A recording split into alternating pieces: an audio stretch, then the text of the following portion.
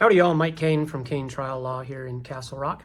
And today I want to do a quick video to talk about what I believe is probably the number one biggest mistake that a personal injury victim can do in navigating their claim. And that is resolving or settling their case too early. And so what do I mean by too early? Well, there's not a hard and fast definition or timeline that a personal injury case will take to resolve, but there are some general guidelines, and I can tell you, we know when the case settles too early, and that is the biggest mistake someone can make. And I get it. The last thing that a client wants to do is to wait for months and months and sometimes years to get a resolution to a case, especially when they have medical bills, when they've missed work, and they need compensation, and they deserve compensation.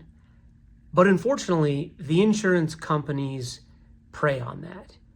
And they know that if the victim is desperate for money and just wants to be done with it, which is understandable, that's when the insurance company will typically make an extremely low offer and tell the claimant that they're being reasonable and they're doing this for their benefit so they can put some money in their pocket and just move on from this. That's literally one of the worst things that you can do, because once you settle your claim, as we've talked about before, there's no coming back, because the insurance company makes you sign a formal release, which is a document that says that you're waiving any and all claims and you're accepting X amount of dollars, and that's a full and final settlement. So it doesn't matter if you're still in pain. It doesn't matter if you need future treatment down the road. Once you settle your case, it's over. So how long should a personal injury case take to resolve? And that's a great question. And like most things, it depends. Obviously, for more minor injury cases, they will tend to resolve quicker than a severe injury case. The number one driving factor in how long a case will take to resolve is how bad the injuries are. And a good lawyer will always make sure and manage those expectations for his or her clients by telling them that we're not even going to begin to talk resolution or settlement of your case until you're finished with all recommended medical treatment. Because then and only then will you understand what the full extent of your injuries are. And only then will your lawyer be able to advise you what your total damages are. If you need multiple surgeries, if you've missed an extended period of work, you don't want to settle your case before you have a full picture.